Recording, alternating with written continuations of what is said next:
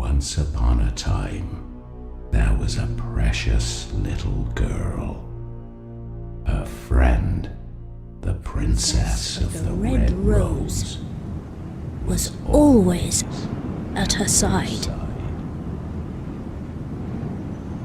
Then one day, her mummy and daddy died suddenly, and the poor little girl was sent away to a strange house. Welcome back to the conclusion of this year's Unearthly Valley as we spook to the past into the present. And like I said before, that we actually have a very special finale in mind. For this year's Unearthly Valley, I had to look into the horrific past of the system known as the PlayStation 2.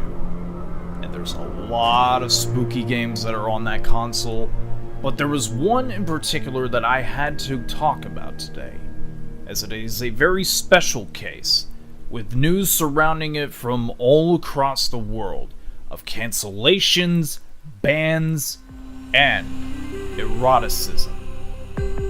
That game in question for today's episode is none other than Atlus's release of Rule of Rose.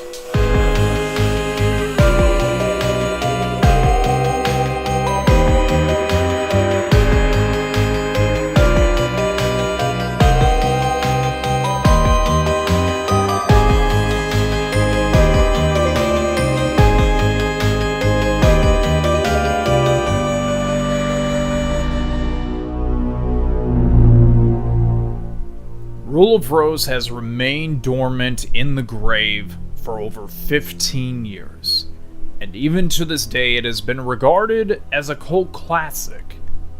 But why is that exactly? A game such as this, where it's a horror game, should do fairly well. But unfortunately around this time, horror games were just pretty much like RPGs. They were much in the realm of the uncertainty, and wasn't sure by companies if they would be successful in the US or anywhere else for that matter if it was not in Japan. But there is stories to be told about this game, and it is among one of the rarest and most sought after games of the PlayStation 2's library. There will be other ones that we'll cover over at a later Unearthly Valley event. But for now, let's talk about this scariest of tales, with its earliest development phase. Rule of Rose would be developed by Punchline, which consisted of over 25 developers during its earliest creation. The idea to create such a game was due in part to Sony looking to them for any creative input. While they began working on the project, they wanted to make sure that they would not copy the usual horror tropes that games like Resident Evil had already used with things like zombies. Instead, they wanted to develop it with the mindset of it being a new type of horror game, and even without relying on enemies that other games in the genre had overused.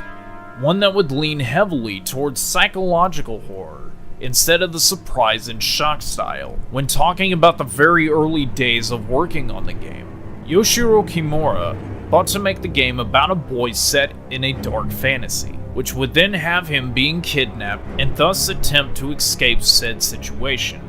Unfortunately, this idea would not last as they decided not to stick with the idea as it was too dangerous of a topic, as things like kidnapping, imprisonment, and bullying were among said topics in mind. So to counter this, Kimura looked to the idea of a game being around the fear of girls, and would eventually morph even further to it being a game about childhood itself, all while in the viewpoint of the adult taking place. While the game itself has had major comparisons with the 1954 novel Lord of the Flies, they would not take any inspiration from the book. Instead, they mainly focused on the mysterious and misunderstood nature of girls, with the inclusion of them having their own group called the Red Crayon Aristocrats. To help further the idea of making the kids in the game, they looked towards American and European schools, in which they used those likeness for character models and textures, and also for the motion capture. The actors would be Japanese children in place of the ones used in references. They also requested a group of children to express themselves through drawings or written words on what caused them happiness, or what made them afraid. To help compose the music for the game and its fitting scenery, they brought on composer Yutaka Manabe, who helped create music for such works of art like Skies of Arcadia and Panzer Dragoon Orta. When creating the music for the game, the developers wanted to bring a human and eerie vibe to the mix. While the game was available for pre-order, Atlus would order every copy that was pre-ordered to be given a free soundtrack containing 6 tracks that retailers could issue out to customers. While the game was getting closer to being completed, it would unfortunately be rushed to the finish. The game itself had presentation, but the biggest part that would be affected would be gameplay. But that would not be the biggest controversy of them all, as in fact, gameplay itself wouldn't be a controversy at all. It was, in fact, of a different reason. And it's one that led to a lot of lies in the UK. Before the game would be completed, there would become setbacks in its release for various countries around the world. During E3 in 2006, Atlus would more than confirm that it would release Rule of Rose to the US, despite Sony's decision of not wanting anything to do with the game altogether. The reason for Sony's change of heart was some of the negative press that the game was garnering due to headlines for such false claims like children being buried alive underground, in-game sadomasochism, and underage eroticism. It was because of this that Sony stated that the game wasn't really in sync with their corporate image and would allow the game to be released on their console if there were to be a more tamed version upon release. Even though it was against Sony's call to pull the plug on its release, Atlus was bound to put this into the players' hands and would already have its ratings for the game revealed in other countries, such as 15+ in Japan, and rated M for mature in the US. The game's director, Shuji Ishikawa, would go on to talk about the very controversy surrounding the game and why many are worried about the game gaining any sort of backlash from the press. There are definitely erotic parts to it, and some things that might make people uncomfortable, but it's not the focus. It shouldn't be a problem. There will be people who don't understand it, but others will, and it won't be toned down for the West.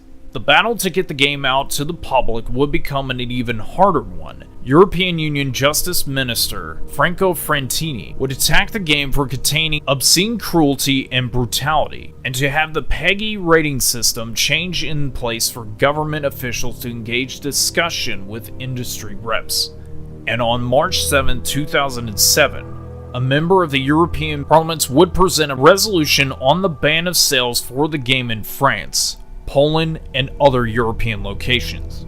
The decision was reached out not from people who actually playtested the game, but from reading various articles about the game in question, along with seeing footage taken from the trailer. And it wouldn't stop there, as 505 Games would immediately cancel plans to bring it over to countries like Australia, New Zealand, and the UK as a result of complaints made from the EU officials. And with those setbacks taking into effect, the game would begin gaining reviews from many publications, and the results were not good. Upon release, the game would receive very mixed reviews, leaning more on slightly average to poor, with most criticisms for the game overall describing that while the game was very atmospheric and creepy in parts, the overall experience was watered down due to boring gameplay and weak combat. Edge magazine would give it one of the most brutal reviews of the game's release with this very quote: "It's just a murky brew of meaningless, exploitative dysfunction filling of an empty game, and it leaves a bitter taste." Because of the shade that was being tossed over to Punchline's way during the game's release, and the lambasting of negative reviews, the game would only sell around 20,000 copies worldwide, and has become one of the most sought after and hardest to find games of all time. And if that weren't enough, there were 2 pikes from individual companies that really jammed it into the heart of this game's beat. And those in question was the release of the Nintendo Wii and the PlayStation 3. That year's E3 brought these systems to the forefront, and were building hype around its imminent releases, as the rest may say, is definitely history.